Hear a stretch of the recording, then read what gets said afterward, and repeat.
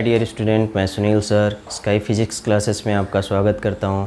इस video lecture में हम देखेंगे चैप्टर नंबर 1 की next topic that is applications of Gauss theorem. Gauss theorem is applicable for 1 dimensional object, 2 dimensional object as well as 3 dimensional object. In 1 dimensional object किसी wire से हम electric field find करेंगे किसी भी point पे। 2 dimensional object में plane sheet और spherical surface से हम किसी भी पॉइंट पे इलेक्ट्रिक फील्ड फाइंड करेंगे, और 3 डायमेंशनल में किसी सॉलिड स्फीयर से किसी भी पॉइंट पे इलेक्ट्रिक फील्ड का वैल्यू फाइंड करेंगे। तो सबसे पहले देखते हैं स्ट्रेट वायर के कारण। तो टॉपिक क्या है? Electric field due to an infinitely long straight uniformly charged wire. यहाँ पे एक वायर है, स्ट्रेट वायर। इस वायर पे पॉजिटिव चार्ज यूनिफॉर्मली डिस्ट्रीब्यूट है। इस वायर से आर डिस्टेंस पे किसी भी पॉइंट पे हमको इलेक्ट्रिक फील्ड का वैल्यू फाइंड करना है। तो उसके लिए हम क्या करते हैं, वायर किस शेप में होता है? सिलेंडर के शेप में होता है। तो यहाँ पे आर रेडियस और एल लेंथ का एक सिलेंड्रिकल गॉसियन सरफेस कंसिडर कर लेते हैं, और सपोज करते हैं जो सिलेंड्रिकल गॉसियन सरफेस है इसके अंदर जो टोटल चार्ज एनक्लोज्ड है वो क्या है? क्यू।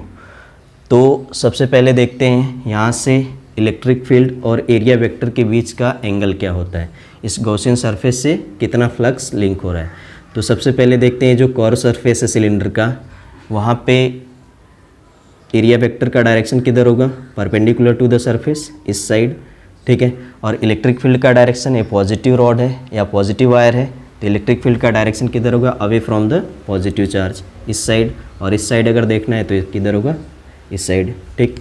तो यहाँ पे इलेक्ट्रिक फील्ड और एरिया वेक्टर के बीच का एंगल क्या आ रहा है? 0, क्योंकि दोनों सेम डायरेक्शन में है।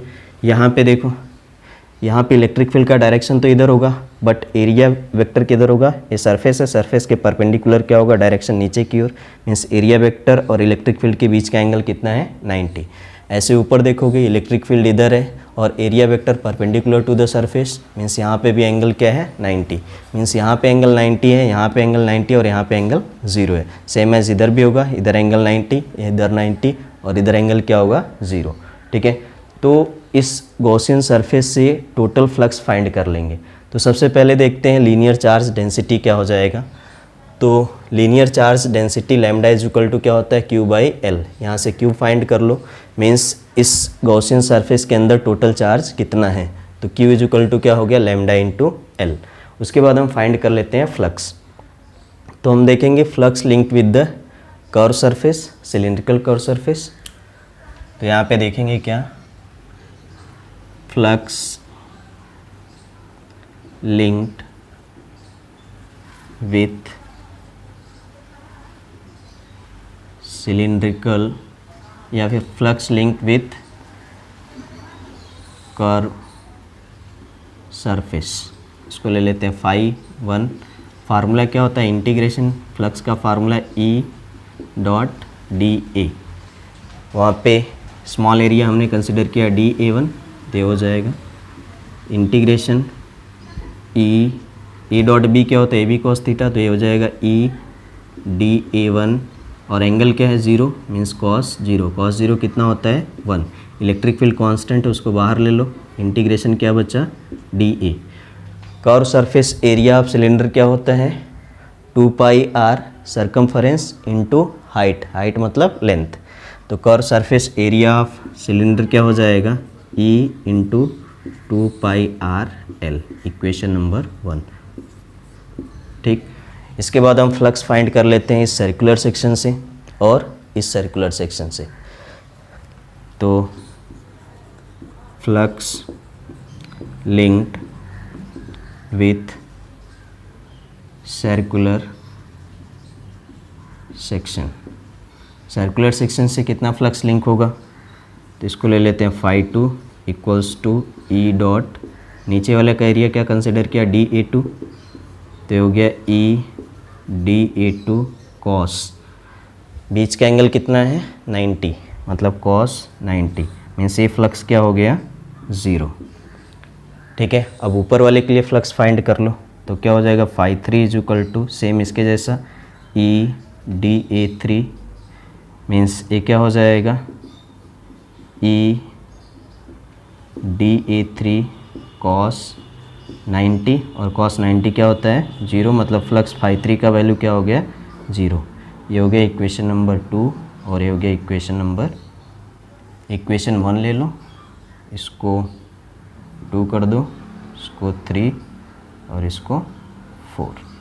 ठीक है, अब टोटल फ्लक्स देखते हैं क्या होता है।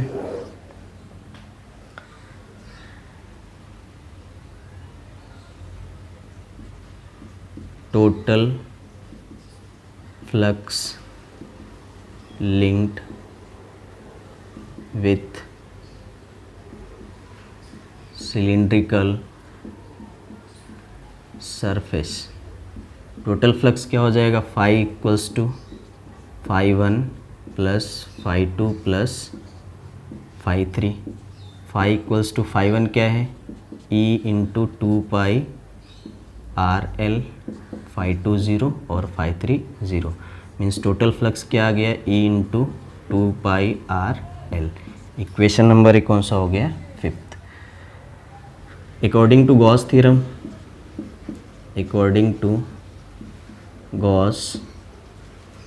थ्योरम, क्या है Gauss theorem, Q equals to summation of Q divide by epsilon naught. Summation of Q means total charge enclosed by the Gaussian surface कितना है, Q। ठीक है, तो ये फाई इक्वल्स टू हो जाएगा Q divide by epsilon naught. Equation number हो गया 6। इक्वेशन 5th और 6th का लेफ्ट साइड इक्वल है, राइट साइड बराबर कर दो। यहाँ लिखोगे from equation number 5th and 6 क्या हो जाएगा, राइट साइड बराबर कर दो, E 2 pi R L equals to Q by epsilon naught. Electric field find करना है तो ये पूरा नीचे लेके चले जाओ, तो E इक्वल्स टू हो जाएगा Q divide by 2 pi R L into epsilon. अब इक्वेशन 1 से क्या करो, Q का वैल्यू रख दो लैम्डा इंटू एल, तो हो जाएगा E equals to lambda into L divide by 2 pi R L epsilon naught. L से एल कैंसिल हो गया, तो क्या हो जाएगा, E क्या हो जाएगा, E equals to L cancel हो गया, ऊपर बचा क्या, lambda divide by 2 pi epsilon साथ में ले लो इंटू आर। इलेक्ट्रिक फील्ड का फार्मूला हो गया at a distance R from the wire. इसको थोड़ा सही से लिखना है, तो ऊपर नीचे 2 से मल्टीप्लाई और डिवाइड कर दो, तो ये क्या हो जाएगा, 2 2 ज़ा 4 एंड 1/4 पाई एप्सिलॉन नॉट क्या हो जाएगा, K। Means E equals to हो जाएगा, ये 2 आगे आ जाएगा, 2 1/4 पाई एप्सिलॉन नॉट हो गया K और लैम्डा पहले से है डिवाइड बाई R। ठीक है, तो इलेक्ट्रिक फील्ड का फार्मूला हो गया। वेक्टर फॉर्म में लिखना है, तो इसमें देखो लैम्डा 2 पाई एप्सिलॉन नॉट सब क्या है, कांस्टेंट है या स्केलर है। ठीक है, केवल R एक वेरिएबल है और ये क्या है, R मीन्स यहाँ से यहाँ का शॉर्टेस्ट डिस्टेंस, मीन्स जो इलेक्ट्रिक फील्ड का डायरेक्शन होगा किधर होगा, in the direction of R cap, radially outward. तो इसको वेक्टर फॉर्म में लिखना है, तो क्या हो जाएगा, E equals to lambda divide by 2 pi epsilon naught R into R cap. R cap मतलब इधर या फिर इधर। ठीक है, इसको अगर वेक्टर फॉर्म में लिखना है तो क्या हो जाएगा, E equals to 2K lambda divide by R into R cap. ठीक है, अब हम देखते हैं गॉस थ्योरम का दूसरा application, that is electric field due to a uniformly charged infinite plane sheet. Plane sheet के कारण किसी भी पॉइंट पे इलेक्ट्रिक फील्ड का वैल्यू कितना आता है उसे हम देखते हैं। तो यहाँ पे पहले डायग्राम समझ लेते हैं। एक प्लेन शीट है, इस पे पॉजिटिव चार्ज यूनिफॉर्मली डिस्ट्रीब्यूट है। इस प्लेन शीट से r डिस्टेंस पे इधर या फिर इधर किसी भी पॉइंट पे हमको इलेक्ट्रिक फील्ड का वैल्यू फाइंड करना है।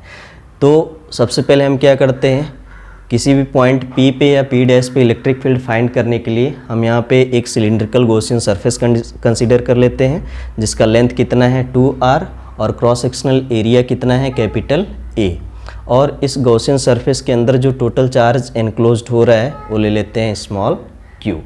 तो सबसे पहले हम देखते हैं यहाँ पे direction between area vector and electric field. तो यहाँ पे चार्ज कैसा है, पॉजिटिव, तो डायरेक्शन ऑफ इलेक्ट्रिक फील्ड किधर होता है, away from the positive charge, means direction of electric field back वाले के लिए किधर होगा, इस साइड, और फ्रंट वाले के लिए इलेक्ट्रिक फील्ड का डायरेक्शन होगा इस side. Area vector perpendicular to the surface होता है, तो यहाँ पे जो एरिया वेक्टर होगा परपेंडिकुलर टू द सरफेस इधर, मीन्स ए और ई के बीच का एंगल क्या आया, 0। यहाँ पे भी area vector perpendicular to the surface means A और ई के बीच का एंगल क्या होगा, 0। इस कर्व सरफेस के लिए देखो तो area vector perpendicular to the surface नीचे की ओर और इलेक्ट्रिक फील्ड इधर, बीच का एंगल 90। इस कर्व सरफेस पे किसी भी पॉइंट पे देखोगे तो angle between electric field and area vector क्या होगा, 90। एरिया वेक्टर और इलेक्ट्रिक फील्ड के बीच का एंगल कितना होगा, 90। तो सबसे पहले हम देखते हैं यहाँ पे surface charge density. Surface charge density क्या होता है, sigma is equal to Q by A. So Q is equal to क्या हो जाएगा, सिग्मा इंटू ए। तो सबसे पहले हम फ्लक्स निकाल लेते हैं। यहाँ से कितना फ्लक्स पास हो रहा है, यहाँ से कितना फ्लक्स पास हो रहा है, और कर्व सरफेस से फ्लक्स कितना पास हो रहा है। तो यहाँ पे flux link with the circular section. Right side वाले के लिए पहले देख लेते हैं। तो राइट साइड वाले के लिए क्या है, phi P equals to, formula क्या होता है, ई डॉट डी ए। ई और ए के बीच का एंगल कितना है, 0, मीन्स ये क्या हो जाएगा, E D A cos 0, cos 0 1, E तो कांस्टेंट है बाहर आ जाएगा, integration D A. Integration D A मतलब total cross sectional area of cylinder कितना है, कैपिटल ए। तो हो जाएगा E into A, equation number 2। ये हो गया पी पॉइंट पे। सिमिलरली अगर पी डैश पे फाइंड करना है तो क्या हो जाएगा, 5 P dash equals to E D A cos 0, वहाँ पे भी एंगल 0 है तो ई बाहर आ जाएगा, इंटीग्रेशन डी ए क्या हो जाएगा, ए। ये हो गया इक्वेशन नंबर 3। उसके बाद इस कर्व सरफेस से कितना फ्लक्स पास हो रहा है उसको फाइंड कर लो। तो flux linked with curve surface, flux linked with the curve surface, phi 3 ले लो इसको, क्या हो जाएगा, ई डी ए, बीच का एंगल क्या है, 90, तो क्या हो जाएगा कॉस 90, और कॉस 90 क्या होता है, 0। तो फ्लक्स क्या आ गया, यहाँ से फ्लक्स क्या आ गया, फाई 3 का वैल्यू 0, इक्वेशन नंबर 4। तो total flux linked with the cylindrical surface क्या हो जाएगा, total flux linked with cylindrical surface, phi equals to phi p plus phi p dash plus phi 3। phi equals to पहले में क्या है, E A plus 0, phi equals to 2e a। Equation number A कौन सा हो गया, 5th। According to Gauss theorem क्या होता है, Gauss theorem, phi equals to summation of Q divide by epsilon naught. Phi equals to summation of Q मतलब total charge enclosed by the Gaussian surface कितना है, क्यू, ठीक है। तो ये हो जाएगा Q by epsilon naught, equation number 6।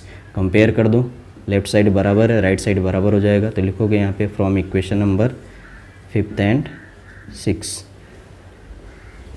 2EA equals to Q by epsilon naught. Q का वैल्यू इक्वेशन 1 से पुट कर दो, तो 2EA equals to sigma into A divide by epsilon naught. A से ए कैंसिल हो जाएगा, mean C is equal to आ गया sigma divide by 2 epsilon naught. A से ए कैंसिल हो गया, 2 नीचे चला गया। अब ये आ गया E equals to sigma by 2 epsilon naught.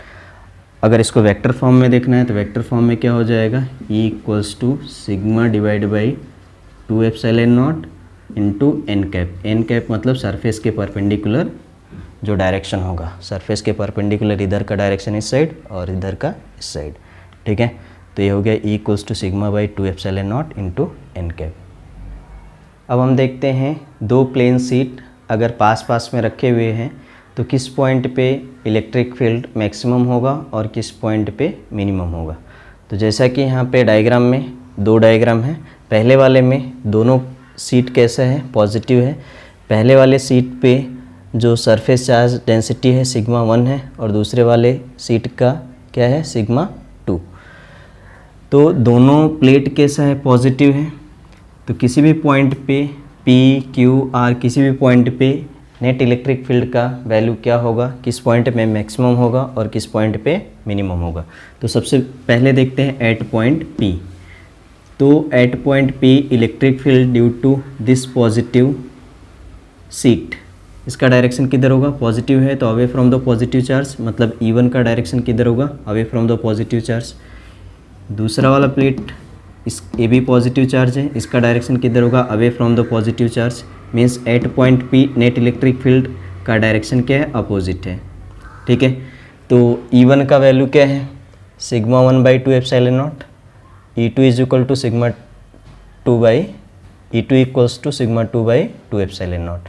तो at point P net electric field क्या हो जाएगा, जो बड़ा होगा उसमें से छोटे वाले को माइनस कर देना। Suppose E1 greater than E2 है तो E1 में से E2 माइनस कर दिया, वैल्यू पुट कर दिया इधर। Net electric field at point P आ गया।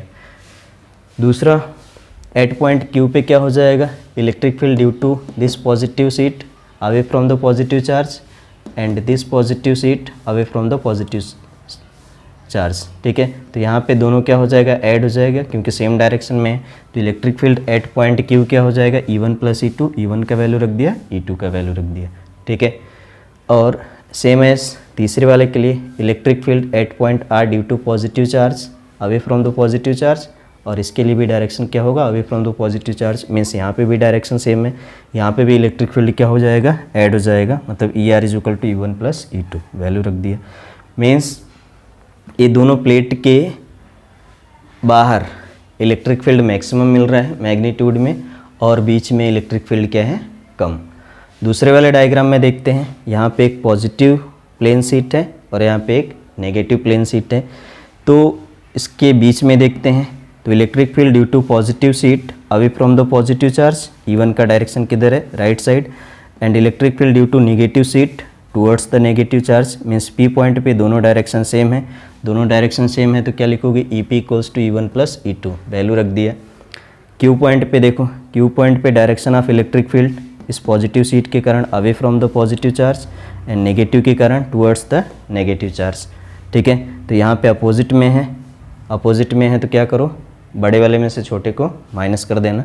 तो हमने सपोज कर लिया E1 ग्रेटर देन E2 है तो यहाँ से माइनस करके रख दिया।